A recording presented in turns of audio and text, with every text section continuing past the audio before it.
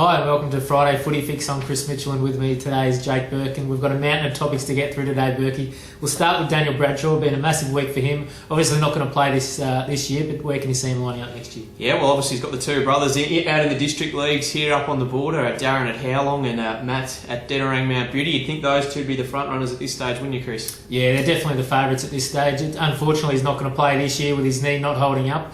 Superstar. But the former Sydney Swan, he's definitely going to play next year. I think he's pretty keen to. Yeah. You obviously couldn't rule out a third party, Jake, as you said before. No, I suppose another club could come from the wilderness and pluck all three of them. But you'd think that if Daniel's going to play, it's going to be with one at least, one if not both of those brothers. So keep your eyes peeled for that one.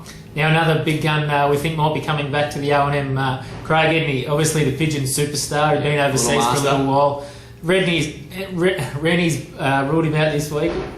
Where do you think he's going to line up? Yeah, well, as you said, Coach Lee Ramsdale said that he wants to see him back at Yarra and expects him to, so we'll see how that one unfolds. But if the little master comes back and pulls on the Pigeons jumper, look out. I suppose it might just open the door for another little grand final rematch with the Tigers. I think it's exactly what Albury wouldn't be wanting at this stage of the season. No, you wouldn't have thought so.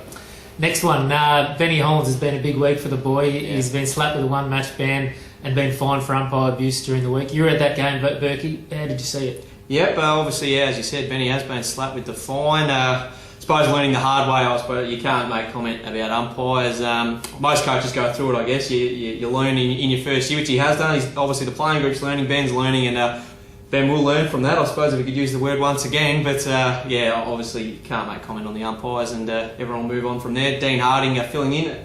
Obviously, Ben's copped the one-match ban where he can't be involved with coaching in any capacity, so be interesting to see how the Bulldogs respond to their midfield coach this weekend. They had a number of candidates that put their hand up for the job. Bensi was a name mentioned. Josh Walker, who's done a great job as captain of that young side. So yep, interesting to see how they go this weekend. Doesn't get any tougher against Albury. No, you'd think they'd struggle against the might of the Tigers, but who knows? Very competitive last week against the Raiders. Probably should have won that game if I go out on a limb and say that, because they led at every change, but I think it's a bit of a jump up from taking on the Raiders to Albury, but who knows? You'd expect the Dogs to throw everything at the Tigers after the week they've had. Now this week, round 12 O&M, not quite as interesting as last week with some big blockbusters last week, but this week, Raiders Corowa.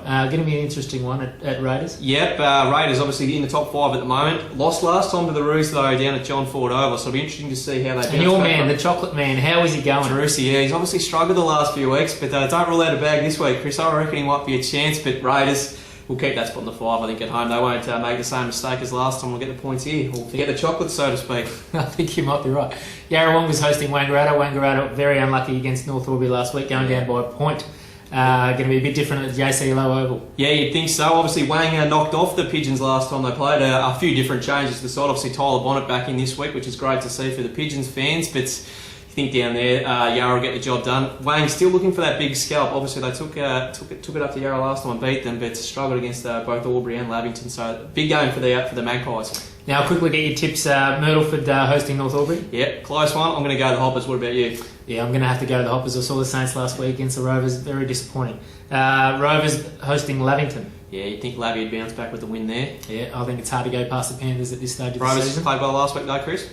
Yeah, they did. Their older blokes really stood up, and it's going to be the second tier guys that are going to have to stand up this week.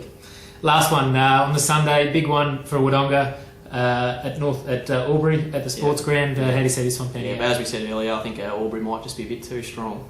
Bit hard to pick anyone else but the Tigers at the moment. Absolutely. Thanks for joining us on Friday Footy Fix. Don't forget your sports lift out this weekend, Monday. Huge. And on Saturday, big O&M previews, and get all your footy fix at the Border Mail. Thank you. Good timing too, really. Just under 4.